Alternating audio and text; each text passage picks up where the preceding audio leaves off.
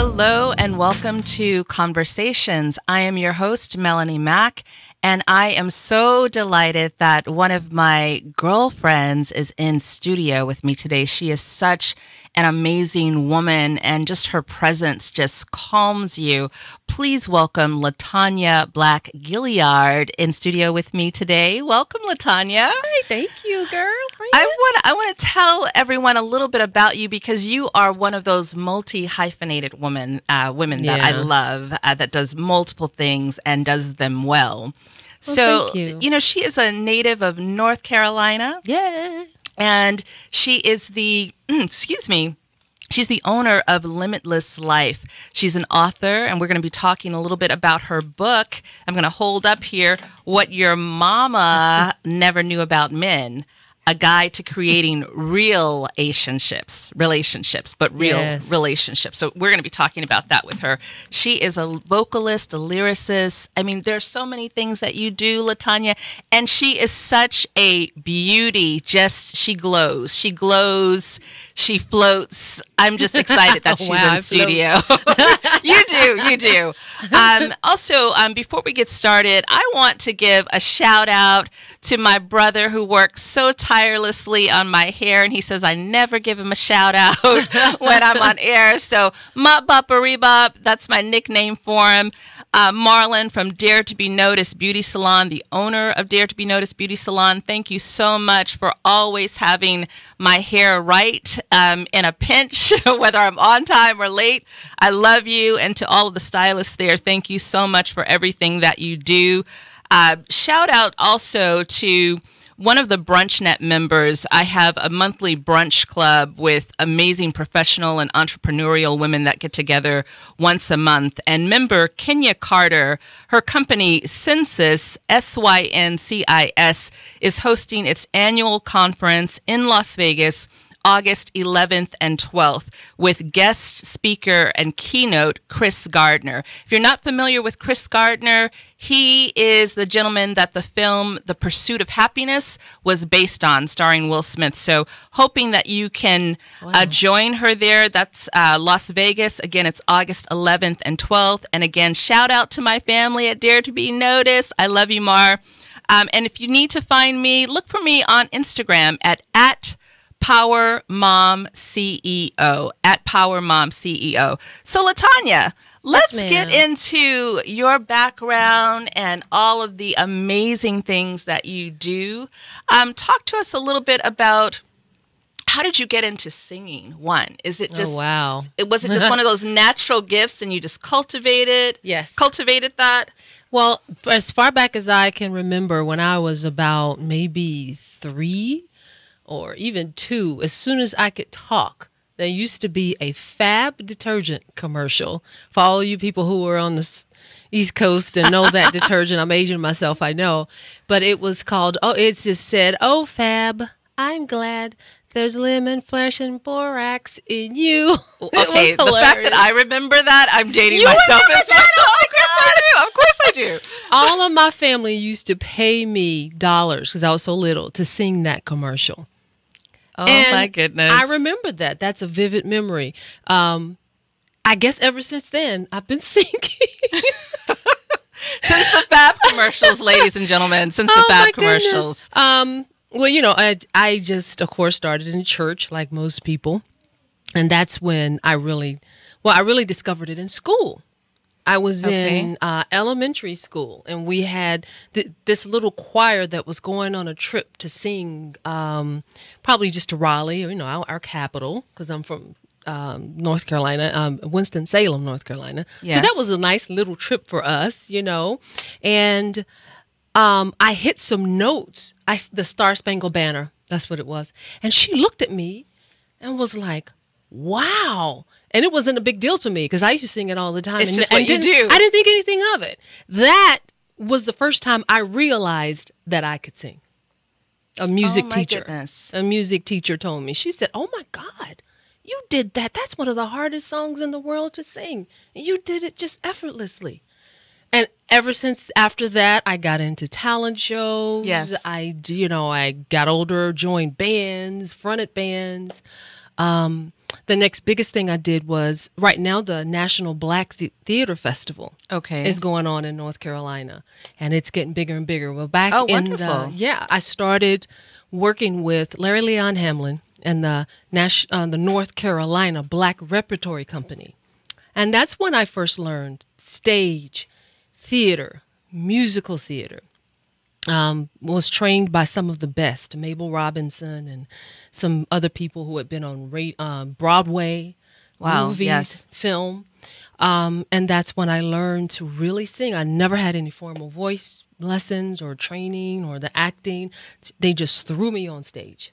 Just gifted. They did. And I learned the meaning of rejection, hard work, and really just putting yourself out there on stage. I learned it all. And that's where, and I'm proud of the festival because I was one of the first ones who helped Larry, with, starting that festival as far as being in the musical division and singing and putting people out there, saying, I have a friend that sings, and we started the musical division. Yes. And so things just went on from there. Great honor to be a part of that history. Talk to our audience about, because you're an artist, and again, I describe you as a multi-hyphenated woman, and you mentioned rejection. So many artists don't know how to handle it, to handle that, and to keep pressing on and moving forward. Yeah. So, I can't imagine you being rejected ever. Oh yeah, but if that happens, or when it has happened, how have you handled that to move forward? Rejection happens to the best of us. First of all, it can be a blow to your ego, because it depends on how puffed up you are. It's going to bring you down. It will deflate you. But it makes you real. It makes you real. And if you realize sometimes if you're down in yourself, like, wow, you start comparing yourself to other people. Oh. You'll start comparing yourself to the person that got the part and you didn't. Okay. And you're like, wow, what could I have done? Or I should have been better than that, or whatever. You know what? And then, depending on who you surround yourself with, if you don't have people that are saying, oh, you just weren't there. They wanted somebody else that looked something. Yes. Yeah, it really helps to have people who you surround yourself with that can continue to encourage you and make you see things differently. Because a lot of times we don't. The people who don't have that kind of encouragement, it's almost like a downward spiral. You keep you down yourself. You think, everybody else is better, and you may even quit. That is unfortunate. Yes. And that's why I continue to tell people now, you can't quit, because whatever is gifted in you to do, you need to do it. You can't die with your music still in you. Yes. Say that. Yeah, you can't. You got to go forward. You got to see the best in yourself. That way you allow other people to see the best in you. How important, and you touched on it a little bit, about just really surrounding yourself with a village of support. Yeah. How do you know who belongs in your village? Mm-hmm. And how do you create that village of support? Well, I bet, right now we all have some people that are around us that it's simple. Who makes you feel good about yourself? Who makes you feel bad about yourself? It's just that simple. Because the people that make us feel bad about ourselves are the people who keep telling us to have that plan B, because you're going to fail with your plan A. They don't say it that way, but that's pretty much what they're saying, People who aren't the best as far as them thinking the best about themselves, they can't help you think the best about yourself. So they'll always give you those other options that you don't want to do, options that make you feel bad, options that make you want to quit. Then you have those people who encourage you to go forward. And, it's really common sense. You've got to surround yourself with the people who lift you up. Yes. And the people who encourage you to do better, to go forward. Yeah. Years ago, I think it was Keenan Ivory Wayans, I saw this interview with him, and he talked about, I think it was when the Blacklist started with HBO, and he talked about being offered a plan B. I don't remember if it came from a family member, like his dad or someone. Yeah. But he said, I can't. have a plan B. He said, Right. because if I have that, then it means I have something to fall back on. Exactly. And when you don't have a plan B, you have no other choice but to press on through, push forward, and really and go after your dream true. with everything you've got. That's And it. I really think that it takes everything within you It does. to do so. And you're right about it's as simple as like who makes you feel good about yourself, and That's it. those people that don't. Yeah. I think it's easy to eliminate. It is. It's easy to eliminate. And I don't mean that the part. people who make you feel good. You know, there's a lot of people who want to be in your camp because they want to be around somebody who they see Oh, of course. that's going places. So I don't mean the people who make you just feel good because Right. they're blowing smoke. I mean the people who make you feel good about yourself. And that's sometimes people who will be totally honest with you. Okay, now you could have done this or whatever, but they're looking for this type of person. Yes. So, you know, just keep going. You never know what's next. That's around the corner because you are good at this. Keep going. You know, Yes. just the people that encourage you to keep going, you know? Wonderful. Yeah. Well, you know, I also want to talk about blended families, but we'll get into Ooh. that because I'm now a part of a blended family, Yes, as you are. know. But I want to talk about transitioning into becoming an author because it Yeah. seems like a natural transition with you writing your own lyrics and your music. How did this book come about? And I'm going to hold it up again for our audience. What your mama never knew about men. Mom, this includes you. I don't mean to hurt your feelings, but it's the truth. It's actually dedicated to my own mom because I saw her. The book, I guess, came out of.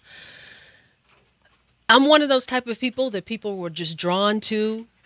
You can be waiting to get on a train and somebody starts telling you their life story. Yes. You've never seen them before. I'm one of them, you guys. I'm one of them. Yeah. So, and I was just like, wow, why is this always happening? But I noticed in my youth that, I had a cousin who told me, she said, your hugs just make me feel so good. Oh, Your hugs are healing. I was like, really? yes. And so from that moment forth, that's why you should always encourage people because you never know what you're doing.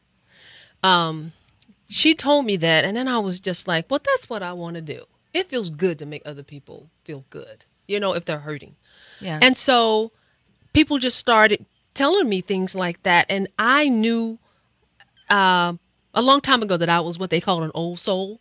From all of my uncles and people telling me, where you been? You've been here before, girl. Right. You're old soul. You too smart for your age. I never knew what they're talking about. Thank God we evolve and grow. Yes. But I just started realizing I got married really, really young when I was 20, way too early. I even forget that I got married that young sometimes. I do. Because I didn't know who I was. He didn't know who he was. And it ended amicably, which is great. No children out of it. It is a blessing. So we both had a chance to grow up. Yes. I've learned that all the things that we go through were definitely for a reason and shapes us into who we are today. So I definitely don't regret that. And then I got married again later. Okay. And that's where... that was like 16 years. And that's where my two beautiful children came out of. And Yes. stepchildren, two stepchildren. And Okay. that relationship taught me how to love unconditionally. Because sometimes people are hard to love. You know what I mean? Yes. And taught me to take a step back and look at who I am and what I brought to the table. And so, speed ahead. We, of course, are divorced, but we co-parent, take care of our kids. Right. Emotionally, we're there for them, and financially. But it's important to keep good relationships with your exes if you have children with them. That is totally important. Can you say that again for all of us that are co-parenting? It is. Can we do it in a civil manner? Yes, because your children are looking. Yes. It doesn't matter how old they are, they're looking. And you need to stay civil. You need to stay kind to one another. Because how are you going to teach them to be good people, good human beings, if you don't exhibit that yourself. I couldn't agree more. Yeah, I mean, I don't care how dirty it was, how horrible it was. You got to do that for the sake of your kids. You do. And children, no matter, as you've said, no matter what the situation, children love both parents. They do. They love their mom, they love their dad, and it's just important that they see the two of you that you can get along and making and just ensuring that you're putting their needs first. Exactly. And just, letting go of ego and whatever has gone on in the past. Yeah. Just moving beyond that. And it's such a healthy thing to do. It is. And so answering further where the book came from, when I realized meeting my wonderful husband that I have today, Mr. Carl Gilliard, it helped me to see if I know what I want and if I'm secure and just like I know what I want, I put all of it on me. If somebody's not what I want or somebody's not doing what I want, I'm just like, you know what? It's not your responsibility to make me happy. That's an inside job. Yes. And it was something that really just woke me up. It's like I can't explain it, but I realized being sweet, being kind, being feminine got me everything I ever wanted. So many women need to hear this. Yeah, I don't think they receive it. I don't know if it's that they want to wear the pants. They want to be the strong woman. I'm telling you something. The strongest, most successful Black woman is the one who knows how to be feminine. There you go. Because the other ones are alone. Not that there's anything wrong with being alone, but most of them don't want to be alone. But they don't want to. That's it. Although they won't tell us that. I don't need a man. Yeah, right. Sure you do. Yeah. Sure you keep telling yourself that. Yeah. Very true. Very true. Yeah. So how did you guys meet? How did you meet the love of your life? Oh my goodness. Okay. And I don't want to make it seem like it was a social media hookup, but we were Facebook friends. No, we were Facebook friends to begin with. Kind of interacting on Facebook, not much at all, but one December I was singing at a Kwanzaa party in Los Feliz, December 28th. Yeah, I think it was December 28th, about 4 years ago. I saw him. I had a date. I was with the date. He was with the date. But I saw him. I was getting ready to leave. And I said, I recognize that guy. And I said, I went and tapped him on the shoulder. I said, Carl Gilliard. And he turned and he said, yes. I said, I'm one of your Facebook friends, Latonya Black. And we shook hands. He was like, oh, yeah, okay. And he introduced me to his date. And I was like, nice to meet you finally in person, And that was it. I left. He went his Nothing way. more. No, that was in December. And then in April, when I was no longer with my date, he knows he was no longer with his, and he saw my light on, my messenger light on Facebook, inboxed me and was like, how are you doing and stuff? And I was like, oh, good. We communicated back and forth through that way, started talking on the phone, met for breakfast in person. After we, got to know each other a little bit, but then met for breakfast in person at Moe's in Toluca Lake. Okay. I'll never forget it, our meeting place. Have never been apart since. That is beautiful. Such a beautiful. And I know the story, but I want our listeners to just hear that. I mean, I would say third time is the charm. I know. And you guys are so beautiful and dynamic and powerful together. Just a beautiful couple. So let's talk about the book. Okay. So what your mama never knew about men. Now, what did your mama know? Girl, I saw my mom. Bless my mama's heart. I just lost my mom in January of this year. And I miss her so much. I used to talk to my mom every day. Every day. When I was younger, now my papa was a Rolling Stone, just like the song. He was a Rolling Stone. Yes. But, and I saw my mom. She never divorced him, but he just disappeared. for a long time when I was young, maybe like, I don't know, 6 years old, I think. And you remember Oh, yeah, because my mom worked as an x-ray technologist. Okay. 8 to 5 every day. I was one of those latchkey kids coming home, from Same school. here. Yeah. Yeah. And for many years, I mean, she just made it work. She had her own house, raising me and my brother. And I mean, she just made it work. And I saw her go to work every day. I saw her hustle. I saw her frustrations. I saw her dating. She dated. You saw your mom dating? Yeah. What did you think about that? I don't know if I thought anything. I just paid attention. Okay. So I saw her get into one relationship with a guy who was handsome, real handsome man, really sweet to me. Okay. And she dated him for a while. Now, one thing my mama was a mama. She always asked me. She never let that man be around me alone, nothing. My mama was one of the type of women, if I ever told her that a man tried to do something, she wouldn't be saying, that's all in your head or whatever. But no, my mom would be in jail because she would have killed somebody. I love it. For messing with her daughter. You hear me? Yeah. So, but I watched and... Fertilizer for the garden. Yes. Yes. And I watched her date, and I watched her kiss so many frogs. The one that was really handsome I was telling you about, I saw him get kind of rough with her one day and push her. After that, I know I didn't see him anymore. I noticed, she never talked to me about, but I noticed I didn't see him anymore. I saw her date a guy who was much older, and he respected her a lot, respected me, of course. But then after a while, I was getting older, teenager. And I asked her about him for the first time. I didn't ask about the men she dated. Yes. And I asked her about him. I said, Mom, what happened to him? And she said, he was boring.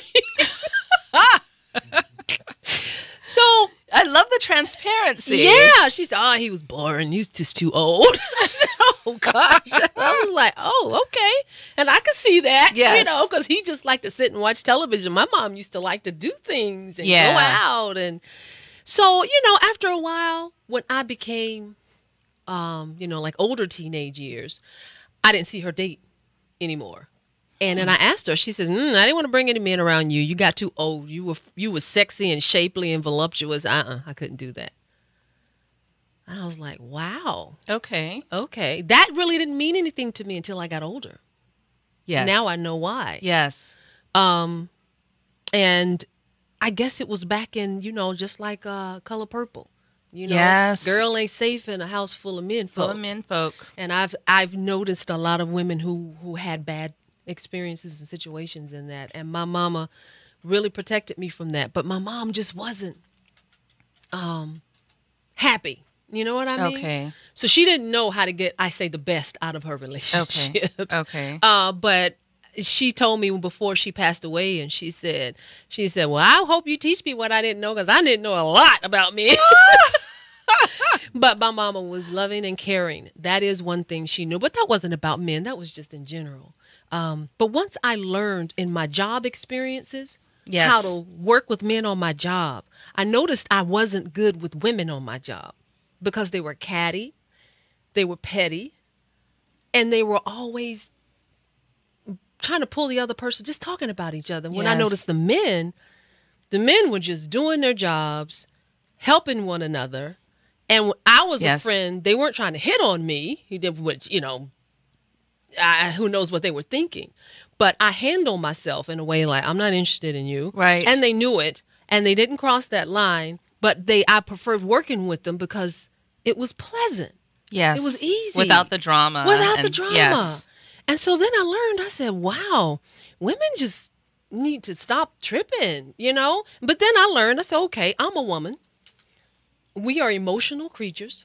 That's for sure. Yes. Because we are nurturers. We are the ones who birthed children for a reason. Okay. And then I said, well, we give and we receive, and it's hard. We let ourselves get pulled in a lot without thinking. So I know we act first and sometimes and think later. Yes. Where men think first and act later. You know what I'm saying? Yes. But then I learned as I got older and got back into the dating scene, wow, these men are going to get what they could get.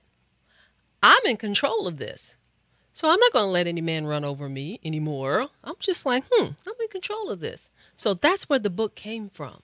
Okay. I realized the more when I was kind, when I was honest, because when I first started dating after my divorce, I was like, I don't want anything serious to do with any man anymore. Yes. Tired of men. Ugh, craziness, just too much work. Yes. I have to say, my best friend shared with me, she, after I divorced years ago, she divorced shortly thereafter, and then she remarried. And I said, how is it that you divorced after me and you're already remarried? And she said, well, Melanie, you put that out in the universe that, you were done. You were just sick of it, sick of the shenanigans. And so she said, and then you attract that stuff to you. That is so true. And so she said, you have to change your mindset. And I said, true. Thank you.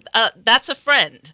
That's my girl. And so she shared that with me, and I said, you're absolutely right. Absolutely. And that's in my book. That is in my book. Once you realize, and I say you got to be honest with yourself and know what you want. I went through my time where I was dating, having fun. I didn't want anything serious. Right. So that's the way I was. That's the type of man I attracted. And I was fine with that. After a while, a few more years, I'm like, I'm getting kind of tired of this. Okay. I think I want something a little bit more substantial. Yes. But then when it approached me, I was scared of it sometimes. I've broken a couple of hearts where... Oh, we all have. They were serious about me, but I wasn't like, Yeah. But I'm glad because I know what I require. And if somebody could not hold a conversation with me or didn't know how to handle themselves when it comes to situations in their life, lack of maturity, all that stuff. Yes. No, I walked away. I was like, I can't placate you any longer. I'm done. Well, I'll put you in the friend zone. And men hate that. But sometimes be glad you get put in the friend zone because you can catch a whole bunch of... It is a safe space, really. It's a safe space. Now, there are some women who, we sometimes have to deal with our emotions and the way we've been taught how we deal with men. We can't make men do anything. If they don't want you and you try to push it, you're either going to get used. Yes. Or, then dumped. And you're not going to be happy about that. Yes. And then you'll bring that distrust to your next relationship. So it happens all the time. You're a power mom CEO. Yes, so indeed. Once women get to a level in life where they are a CEO or they're making the money, they got their own house, they got their own car, they don't really need a man for their finances. It's good. Nothing wrong with that. But it gets kind of hard to let a man in to your space. Yes. That way. Because it's not going to require you to dumb yourself down. It's not going to require you to be less than. Right. It just requires you to be more feminine. Because you fight so much in the corporate world to get equal pay, to get equal this, equal that. But when it comes to your love life, you have to turn all of that down. Way down. Because a real man can't deal with that. Oh, no, absolutely not. I know some listeners are going to be offended by this, but you're speaking the truth. It's true because I've experienced it. I know. Any woman worth their salt has. And I think that's a difficult conversation to have with some women that have achieved a certain level of success. And, they have this, this person checks all the boxes. Yeah. And which I find, one of my girlfriends said something to me years ago. She said, well, I went on this date and my guy just doesn't wear that type of shoe. And I thought, are you serious? Yeah. Wow. Is that a disqualifier? I mean, I didn't understand it, So I think oftentimes as women, sometimes we can let good guys go. Yeah. Because of these. Because we don't know what makes a man tick. Yes. We don't understand testosterone. We don't understand his natural DNA is to provide and protect and to lead, but you got to let him. And see, so many of us feel like if we let that happen, then he's going to run over us. Right. He's going to not appreciate us, and he's going to use and abuse us. Well, if you let him, of course. Yes. You got to be the type of woman that knows what you deserve in that area. Nobody, wants that. But that's a whole different story, because that's a woman who allows other things to happen too. But when you understand that a man needs these things, you'll let him open your car door. You'll let him pay for the date. Yes. You will let him take the garbage out or cut the grass or anything that he feels like he should be doing. Not because you can't do it, but because he wants to do it for you. Yes. And I'm going to tell you, any man who really wants you will go after you with all he has. I see women chasing after men, or I see women trying to make men commit. And I see women trying to just get mad because we've been going together for this long, and right. he's not doing this. Right. He's not doing that. I'm like, listen, you teach people how to treat you, number one. So if you want marriage and he knows that, be kind, be sweet, and back off. Because that way you'll know what kind of man you got. Yes. If he really is going to commit to you, once you give him that kind of little space, you can't let him take a year. Some people have, but it's because the woman's really not ready either sometimes, So you really got to know who you are, and you really got to know what you want. And you really got to know that a man responds to kindness. He responds to your sweetness, your tenderness, because he can't battle you. That's like two rams battling on a hillside if you're trying to show that you're just as strong as he is. Because we shouldn't be. We're not created to be that way. Right. We're not. We are not created to be that way. We are created to be soft. And that's where our strength is. Really. Yes. We got to learn in the softness, in the kindness. Yeah. How do we as women unlearn some of those, I would say, just bad habits or just just things that we've been taught? Yeah. Because I know I was raised with my mom and dad are still together. My mom has been with my father your mom and dad are so precious. I saw them at your wedding. I was like, oh, look at them. My mom has been with my dad since she was 14. Wow. 14. Wow. She still has the ring that my dad saved up and bought her when she was 14 years old, a promise ring. Wow. And she married at 17. I mean, so my mom's thing has always been pushing me. I'm her only daughter. Yeah. And pushing me to, because I remember when I got my first apartment, when I was younger, and she was just like, oh, this is just so wonderful. You have your own space. And, because she went from her parents' house to being a wife. Being a wife, yeah. So she's like, I've never had my own space. And so you need to ride this out as long as you can. And you're making your own money. But she also understands, I see the way my mom treats my father, and it's loving, and the way my father treats my mom. And, and he has, even with my husband, my dad will tell me, no, he needs to get your bags, and, but he does it takes those a things. Man to train a man, too, now. It does. Talk about that. It does. So, so my dad would, I remember when I first started dating my now husband, and one of the things my dad said to me was, he said, I've noticed that he has a lot of unmarried men around him. I just want you to be cognizant of that. That's huge. Girl, your dad is the bomb. My dad just drops those jewels, yes. And I said, I'm paying attention, Dad. I'm paying attention. And he would talk to Robert, so my baby, we need Robert. more men like your dad. Yes. To talk to men who are single, period. Because men should be held accountable for the way they treat women when they have no intendance, or if that's a word, when they don't intend to respect the woman. They want to get the little physical part done and then go. That's and men do that all the time.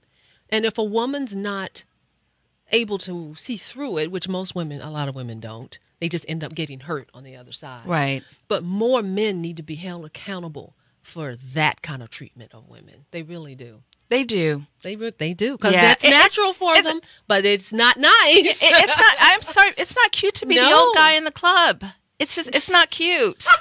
I like that. But they think it's cute. Yeah. And the young women are laughing at them. They are using them. Yeah.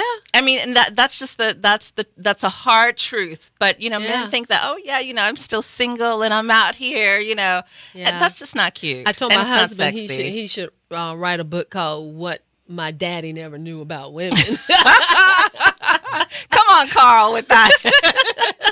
Because he's good, at talking. But look at, and I can say it helped me. My husband was a great influence about this book, because the way he deals with his friends, it showed me how men treat other men, how they, interact with one another, and how they'll be truthful to one another. Yes. Really. Holding each other accountable. Yeah.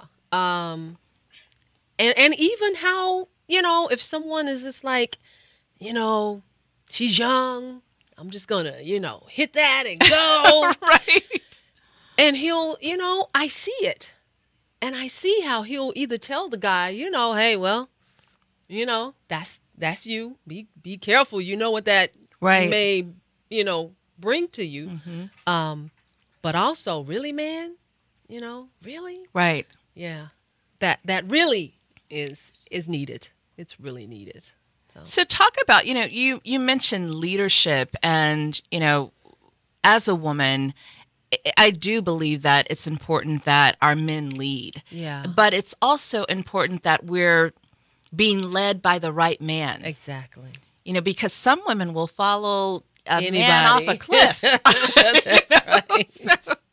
So how, right. I mean, what are some of the things that, just tips that you can give to our women that are listening, that, those signs that we can look for if we're perhaps following the wrong man? Yeah.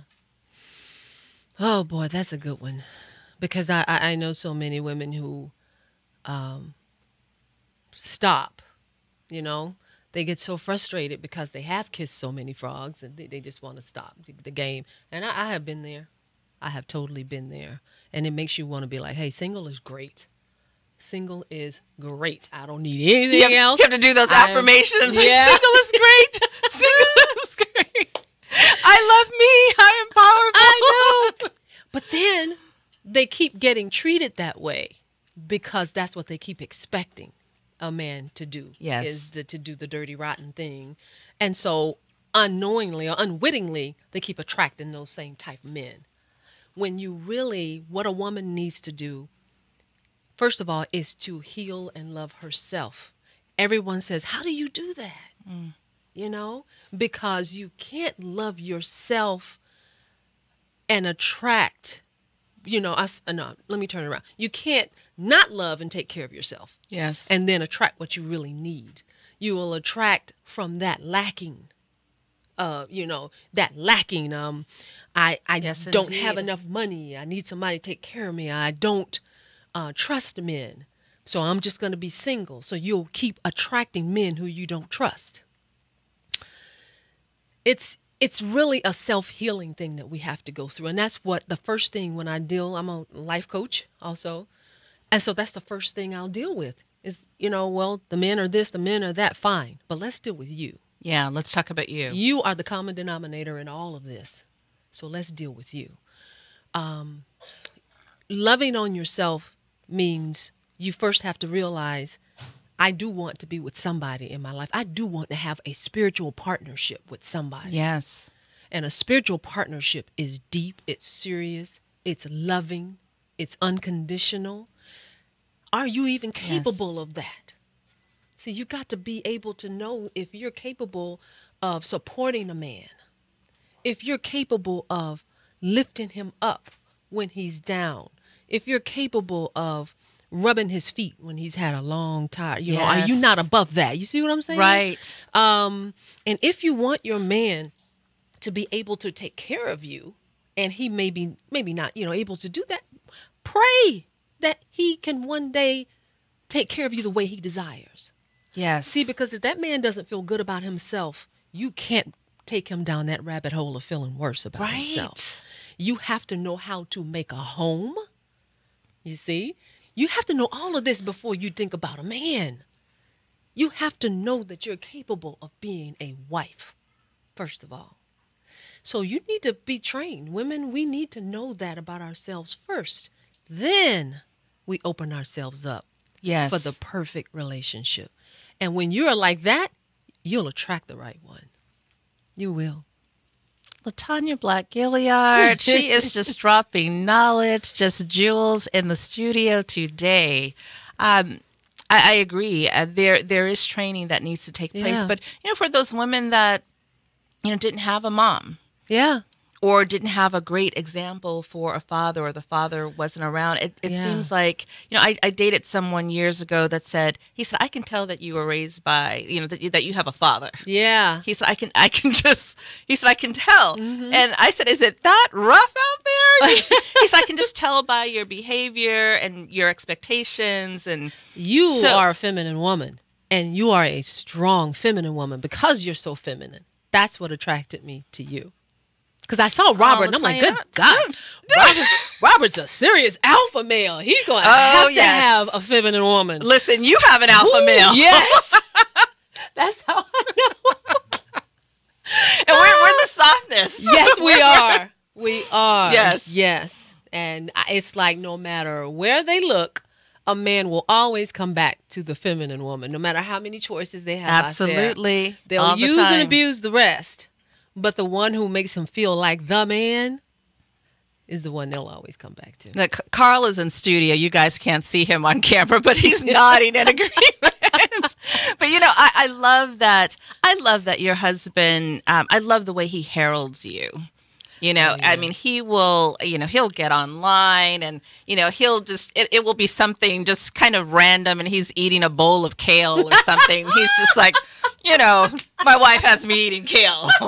And I'm doing it, That is hilarious. Because I want to be around, and I love her, and it's just he'll make these funny things, but it's so true. I know I drive him crazy. But he talks about the appreciation. Yeah, I drive him crazy with that stuff, and I'm like, I didn't marry you to be a widow. No, you got to be around. You got to stop eating all that sugar. And you know how to deal with the alpha males. Carl's skin, it glows. It glows. It glows like you.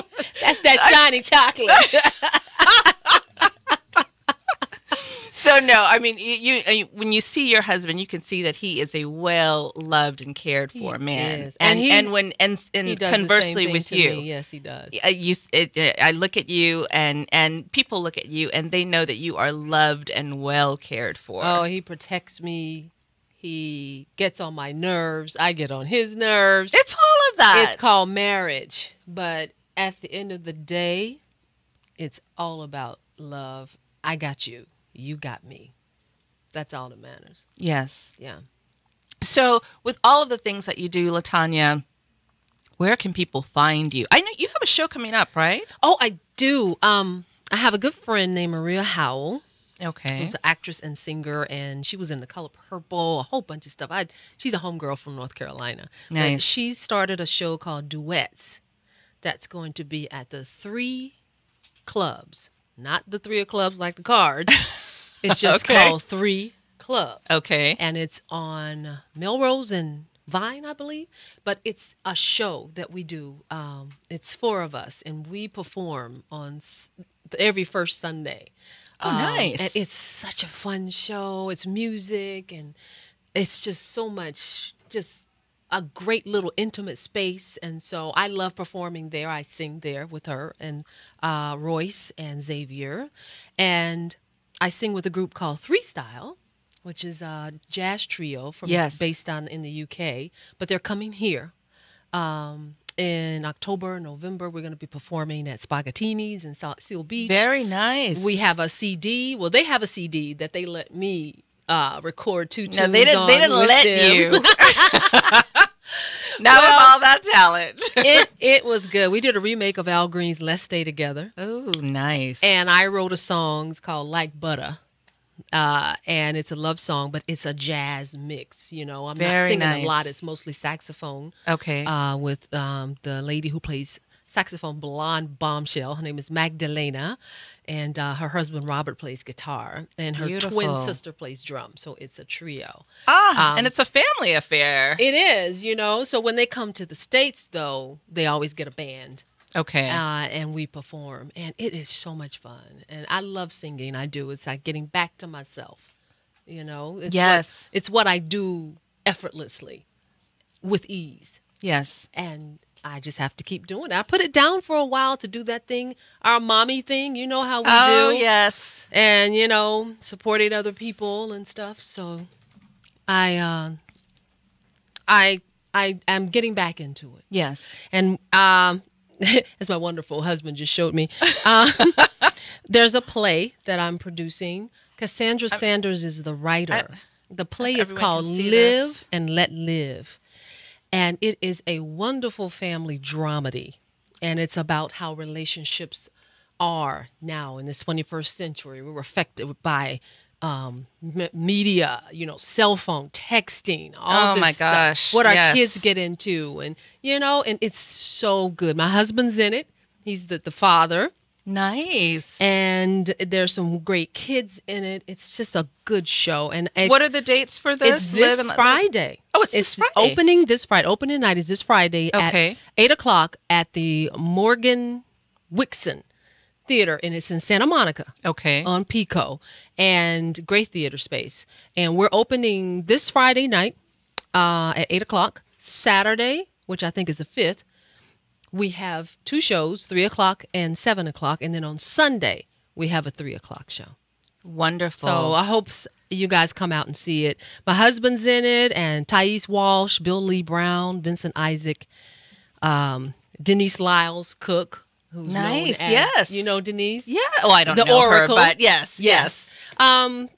And so I love it. I'm producing. I'm not in it, but I'm, you know, producing. Well, and just drop the mic on them, why don't you? Yeah. So you're producing. Yes, I'm producing this one.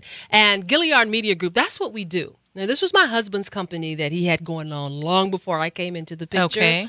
But I kind of helped breathe life into it. Yes. And so now we're doing different things. We're going to be working with LAUSD, putting things into the school system that has to do with the arts, and oh, wonderful! You know, producing more films, producing more film, and just doing it, girl. We're blessed. We are blessed. And you guys are blessed, and such a blessing to, you know, just to your community and to the people around you. To me, I'm so happy that both of you are in my life and my husband's life. We're going to be doing some more things. Yes. My husband and I did the wonderful couples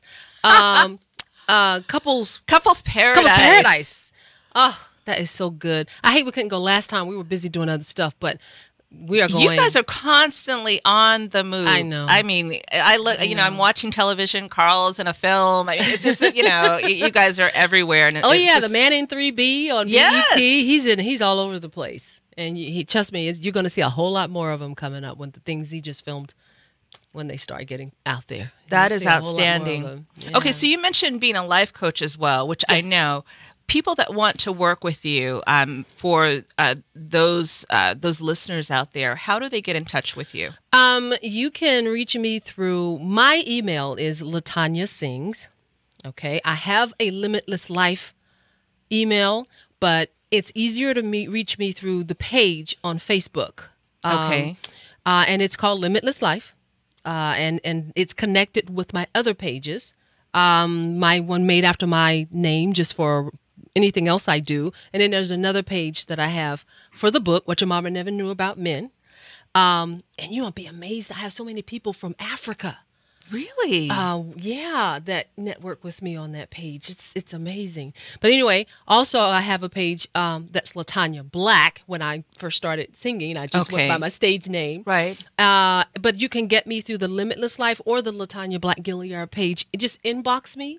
Okay. Or my email is Latonya Sings, LATONYA SINGS @gmail.com. Or you can reach me or my husband at GilliardMedia @gmail.com. And we have a website too. GilliardMedia.tv. .tv. Thank you for that. GilliardMedia.tv. Yes. To reach Latonya and or Carl. Also, did you mention how do we buy the book? The book is available on Amazon. Listen, you guys, I bought mine. Back in March. Well, we had an event. We had a book lovers event. Your event was amazing. Melanie, one of my favorite authors, yourself. Thank you. She was there with her book. I have your book. Oh, it was such a privilege to be a part of that. It was the authors were amazing. Yes. And we're going to do it again. So incredible. You have to do that. Like, that needs to be an ongoing thing. It is. It is. I'm working on that again too. Maybe a different venue, but we're definitely going to do that again. Okay. Yeah. So thank you so much, and I'm proud of you just for supporting sisters. Of course. The way you Thank do. you. I appreciate you pulling another person up and sharing yourself and your gifts. Because when I heard you made millions of dollars for someone, Miss CEO, I was like, woo, I got to get closer to Melanie. This star is on the move. Listen, I was talking to someone earlier this morning, and she said, we have to come up with a tagline for you. She said, I think it's just the money magnet. Hey, I said, I don't know. love that. Like that. Yes. So she said, I think it's the money magnet. So who doesn't want to be around a money magnet? Trust me. I have to figure it out. Yes, it even says in Ecclesiastes, money answers all things. Amen. So there's nothing wrong with being a money magnet. Amen to that. Oh, girl. Love Thank you. much. Thank you so much for being here and just sharing your wisdom. I know we didn't get into blended family, so I'll have to have you back. We'll do that next time. And so we have a little bit of time. Just, you know that I'm a newlywed. Yes, you are. And I have the most amazing children. I have 2 sons from my first marriage, and now I have a bonus son, and he is truly a bonus to my life. I mean, he's wonderful. Usually, sometimes he'll come and be in studio with me and take some pictures and things, which is nice. But are there challenges is there any advice that you can offer to me and to our blended family listeners, just about making that smooth engagement and transition for a family? Well, from what I did in my second marriage, when I was married to my kid's father, he had 2 kids before our relationship, and they became my bonus kids. To this day, one unfortunately is deceased, but the other one, in her 20s, living out in up north, calls me to this day, and we love each other. And you just have to be love. You have to love your spouse's children like they are your own. Absolutely. You have to make sure that they keep a wonderful relationship with one another. I see it too many where women like, okay, well, you married me now, so I'm your family. That is so ugly. That is selfish. That is ugly. That is vindictiveness. That is total not trusting love and life. You can't do that. That doesn't work. That does not work. And you're going to hurt somebody in the long run. And why would you want to hurt people, Right. No, you can't do that. So it's just love. You have to be loving to your bonus child. You have to. And I am. He's so much fun. Yeah. I mean, we have a ball. We had an amazing time at the wedding. And I'm blessed that the boys get along, and they're 19, 15, and 14. So I guess I'll get girls once they're of age and well, they begin to marry. It's easy. Like my husband's kids now, they're older. They got a great mom. It's like we don't see each other a lot, but for younger kids, you really have to show just love. No favoritism for your own kids. You have to blend those families. That's exactly what that means. Blend the families. No demarcation, no favoritism, no separation. You have to blend them. That's what it means. That is beautiful. So I want you to give us where can we find you? I know it's GilliardMedia.tv. Yes, that's our website. If people want to work with you as a life coach, they can reach you at latonyasings@gmail.com. Correct. You have shows coming up. Yay! One for this Friday, right? This Friday is the play, Live and Let Live. Live and Let Live is this Friday. At the And Morgan get Whitson. the book, people. Get the book. Ladies. On Amazon. It's on Ladies. Amazon. Or on our website, too, on GilliardMedia.tv. You can get the book Ladies, there. I beg of you. This is a must read. It will help you. It will help you. And men, get it for the woman and the women in your life, especially the young ones. Get it. Especially the young Yes, because ones. they need to know how to deal with themselves and with men. Yes, they do. Well, thank you. You can find me on @PowerMomCEO on Instagram. And until next time, we'll see you then. Thanks for listening.